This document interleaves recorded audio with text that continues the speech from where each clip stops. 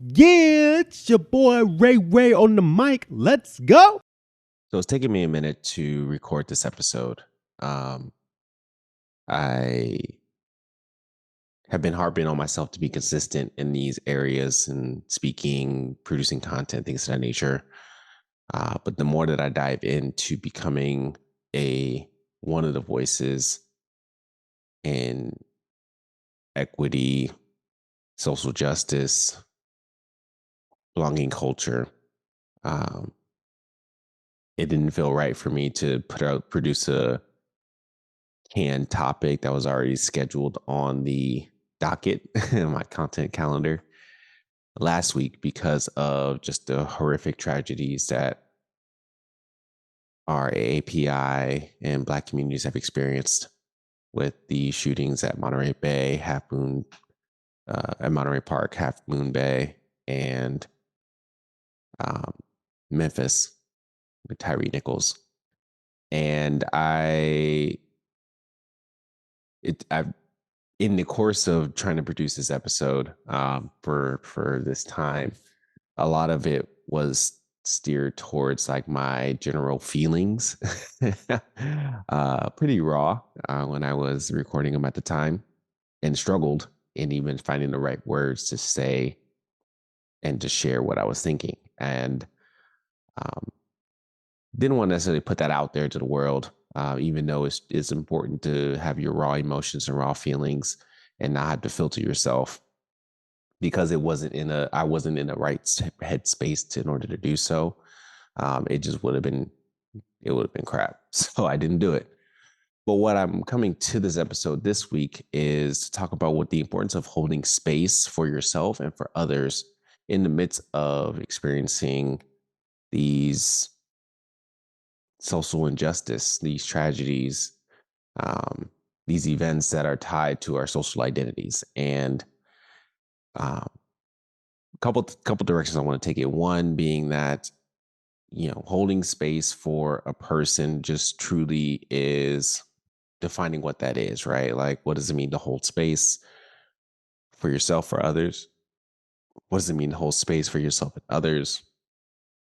And how do you do that well without having to overdo it personally or create or have somebody be in a very uncomfortable, unsafe position? Um, in addition to why that's needed, and what do you do after, or how do you continue to do it, and especially in this position where you're not as versed or as equipped to do it, or you don't feel like you're as versed or as equipped to do it. So that's what this episode is going to be about. We're going to kind of dive into some of those things and even what that looked like for me during the week. But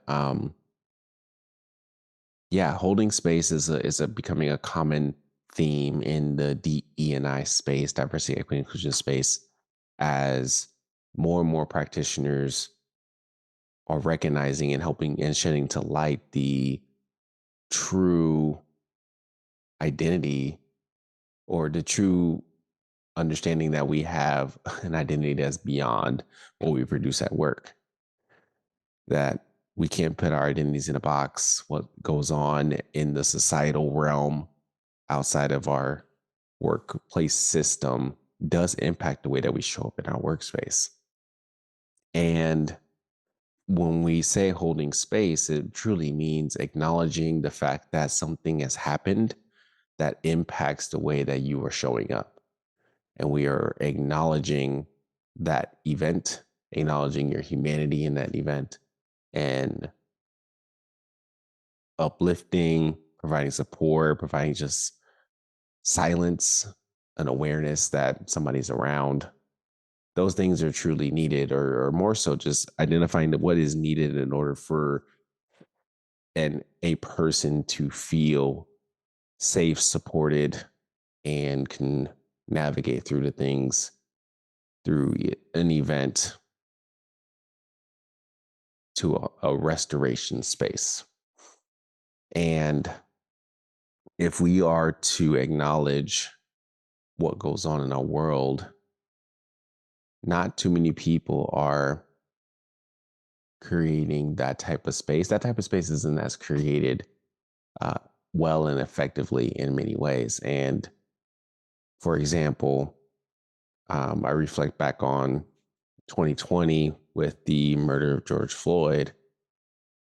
Well, actually, I reflect on before that with the murder of uh, Trayvon Martin, and how for me that has such a tie to me as a young African American man, watching a boy die in the hands of somebody who saw Trayvon's identity as a threat, truly reaching to me because it could have been me. I mean, Barack Obama said that at one point. Like, if he had sons, it could have been their son. But understanding that there aren't too many places that I can go to share my raw thought, because I fear what other people may think. I fear other people's opinions and their emotions, their perspectives, and truthfully, oftentimes, um, I can't come forth and give my true emotions because um, it may not be interpreted well, or somebody may want to find a silver lining in a certain thing when maybe that's not what exactly I need, you know? And it's a human instinct, right? One is a human trait for us to be angry and to express anger, but it's also a human trait for us to try to move past any type of pain and trauma as quickly as we can, because we don't want to sit in that, because it's uncomfortable. That's a really uncomfortable space to be in. But life is uncomfortable. Life is weird. Life is a weird social experiment that we're part of right now. And to bypass that as something that we ignore or don't acknowledge, or are afraid to acknowledge, really does a disservice to connectivity between one another. Um, it makes relationships feel really disingenuous, and it makes it hard for people to trust and to feel like they can be their authentic selves if they want to, right? So as we fast forward to this time and day and age, knowing that the conversation is growing, that our work and our life, our work, our identities at work and identities outside of work are morphing together, right? Like, y'all are in my home, y'all are, I joked around saying that y'all are in my garage at one point. Um, I can't escape who I am and don't want to escape who I am. Like, I want that to show up in this space. And by doing so, I want whoever's in that space to feel like they can be themselves and they can allow me to be myself. And we aren't trying to perform in any way, shape, or form. But when events like this occur, you truly take a mental account of, okay, where can I truly process this and do it in a way that is safe, and for somebody to hold it, and somebody to hold that emotion with care and comfort that I'm seeking, right? So I appreciate my family, I appreciate my friends. Um, I've had a few spaces, and it's continuing to. I'm personally continuing to lean onto those more and not hold these things in, because holding it in only makes me suffer greater. But letting it out is good. Letting it out is healthy. Letting it out in a way that is productive, right? Not just flip tables if you need to, but having that space to where you can be raw and be real. I've had that over the years, and even more so during Tyree Nichols' murder, and has been really beneficial for me. Um, so as we consider, that's the great value that it has for me, but to be somebody that holds space for other people also takes some work too.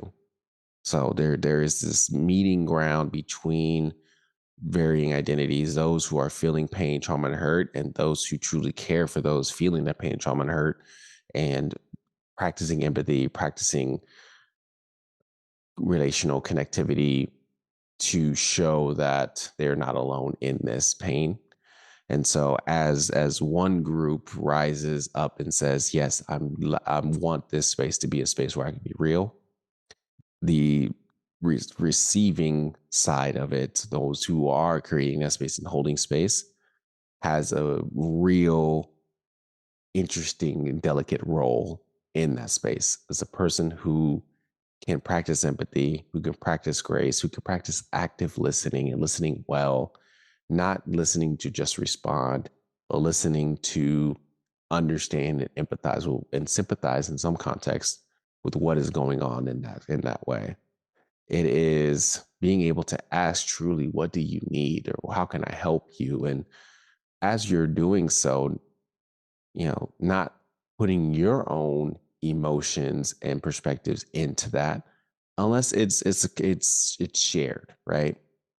I think we for those holding the space for other people, it's not to say that you have to completely put your emotions aside and your opinions and thoughts aside, but it's being really aware of, is it appropriate for me to bring it up into the space to somebody who is hurting?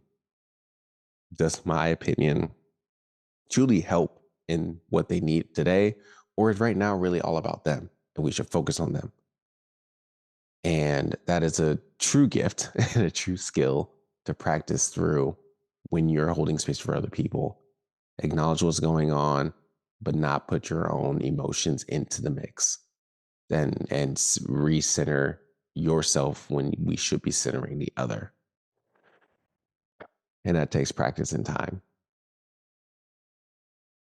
And then when you are, so as you're seeking the space to be held, as you're holding space for others, you're in this intertwining relationship of conversation and dialogue about the social context of what's going on and our feelings, and centering the most vulnerable, the most hurt uh, identity in that space. And again, focusing on being and sitting and holding in that space.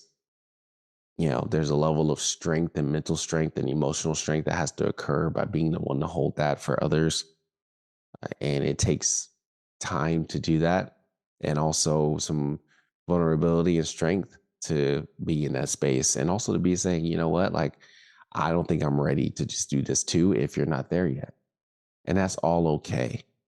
I think that's all okay. Being in the mess is all okay, to say what you're thinking and feeling and not feel like you have to have the world on your shoulders in any context, right?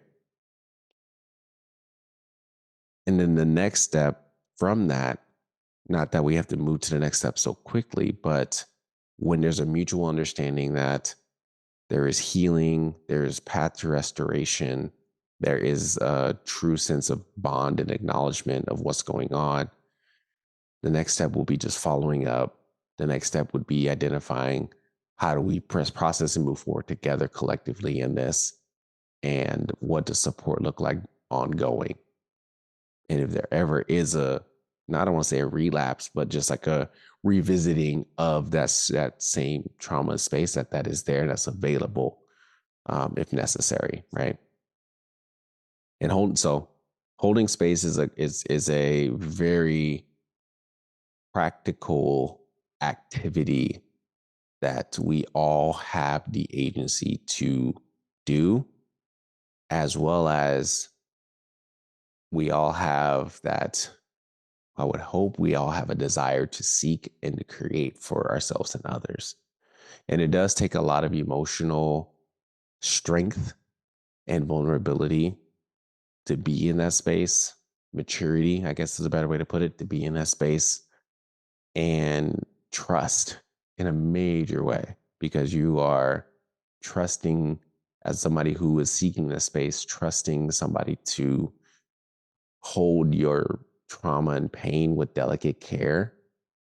And then also somebody who is the one creating that space, trusting them, trusting the people that you are connecting with, that you can hold their trauma and pain. And not as somebody as a savior, but just somebody as a friend, because we don't need no more saviors out here.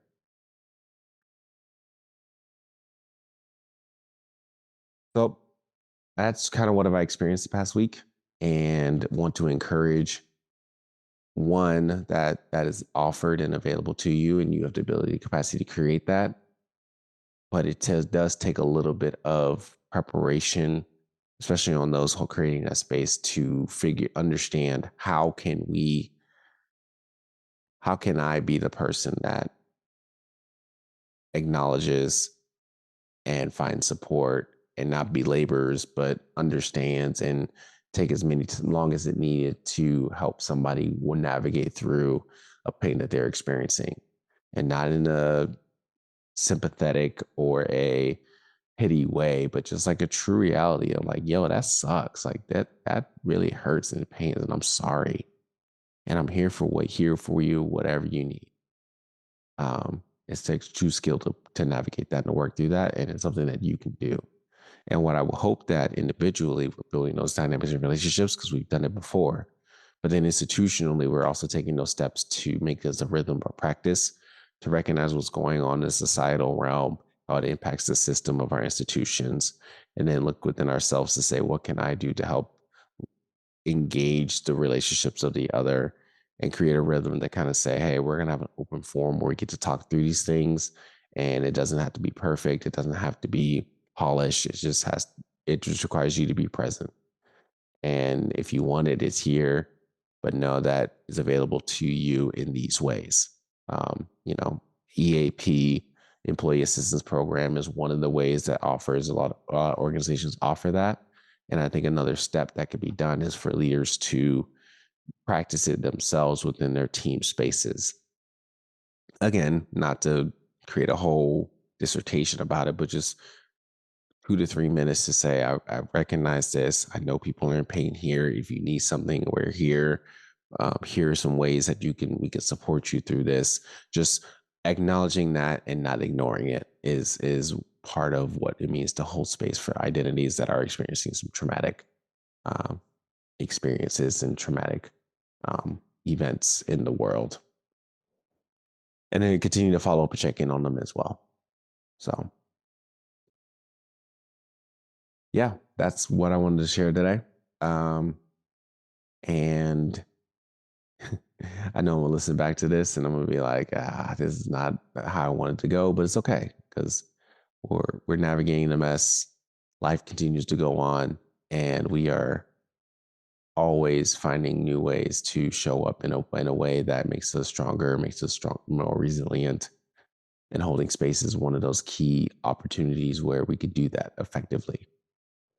So who knows? Maybe there'll be another episode where I could dive deeper on all the problems with the Tyree Nichols murder. But today, I just really wanted us to focus on holding space and the importance of that for those who are experiencing the most pain, the most trauma in our society. So, what would that look like for you in your work, in your day to day, in your relationships? How will you posture yourself to hold space for others in a way that shows that, hey, I'm here for you and need you in any way, shape, or form? And you don't have to be perfect in doing so because we're not perfect people. We're progressing people. So, with that, continue to share your story with others. Thank y'all for listening. Hold space for one another. Take care of yourselves, more importantly. I'll talk to y'all soon. Peace.